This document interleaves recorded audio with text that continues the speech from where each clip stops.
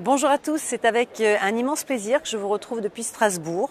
L'Europe retrouve enfin sa vraie capitale et son siège unique, symbole de la réconciliation franco-allemande et de la construction européenne.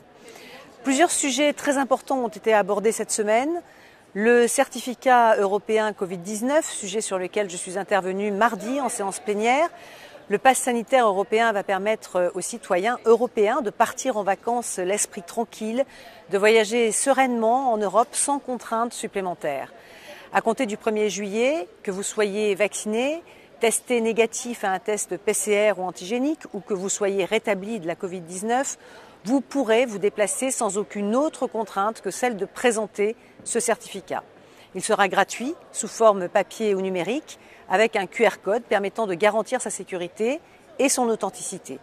Il est la réponse européenne permettant de mettre fin au patchwork de règles différentes, de quarantaine ou autres restrictions particulières qu'ont trop longtemps subi les citoyens européens.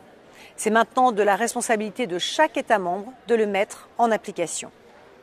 La biodiversité était également à l'ordre du jour de cette session. Elle est en péril et il est urgent d'agir au plan européen, bien sûr, mais aussi au niveau national et local. Protéger et restaurer notre biodiversité, ce n'est pas uniquement sauver les ours polaires de l'Arctique, c'est aussi améliorer la qualité de l'air, protéger nos fleuves, nos rivières, nos espaces marins, nos forêts, nos sols. Le Parlement a fixé comme objectif la protection efficace d'au moins 30% des surfaces marines et terrestres de l'Union. Cela va bien évidemment dans le bon sens. Enfin, un accord a été trouvé sur le Fonds social européen qui a permis, entre 2014 et 2020, d'aider plus de 4 millions de personnes vivant en France à retrouver un emploi, à se reconvertir ou à se former. C'est un pilier de l'Europe sociale et solidaire avec un budget de 88 milliards d'euros pour les 6 prochaines années. Il permettra de cofinancer jusqu'à 60% des projets dans notre région qui favorisent l'emploi, l'éducation et qui luttent contre la précarité.